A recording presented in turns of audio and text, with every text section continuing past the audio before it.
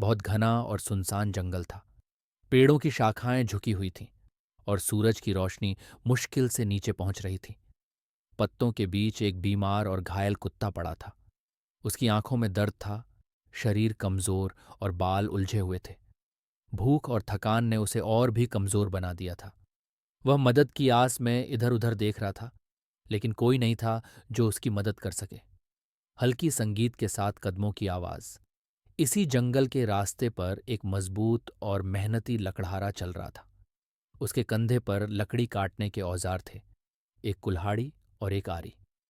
वह अपने काम के लिए जंगल में आया था, लेकिन तभी उसकी नज़र उस बेबस कुत्ते पर पड़ी। चौंकने और चिंता की हल्की ध्वनि। लकड़हारे ने कुत्ते की हालत देखी और तुरंत उसकी ओर बढ़ा। उसने धीरे से कुत्ते को गोद में उठाया। कुत्ता बहुत कमजोर था, लेकिन लकड़हारे की गर्मजोशी भरी गोद में उसने हल्का सा सिर हिलाया, जैसे उसे भरोसा हो गया हो कि अब वह सुरक्षित है। हल्की सुकून भरी संगीत ध्वनि। लकड़हारा कुत्ते को अपने घर ले आया। उसका घर छोटा लेकिन बहुत आरामदायक था।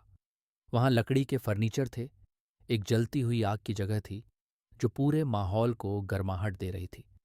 उसने कुत्ते को आरामदायक जगह पर लिटाया और उसके जख्मों पर मरहम लगाया। धीरे धीरे उसने कुत्ते को दवाई दी और खाना खिलाया। कुत्ता धीरे धीरे बेहतर महसूस करने लगा। खुशहाल और उत्साहजनक संगीत। दिन बीतते गए और कुत्ता अब पूरी तरह से ठीक हो चुका था। अब वह पहले जैसा कमजोर और उदास नहीं था, बल्कि वह अब खुश और ताकतवर लग रहा था।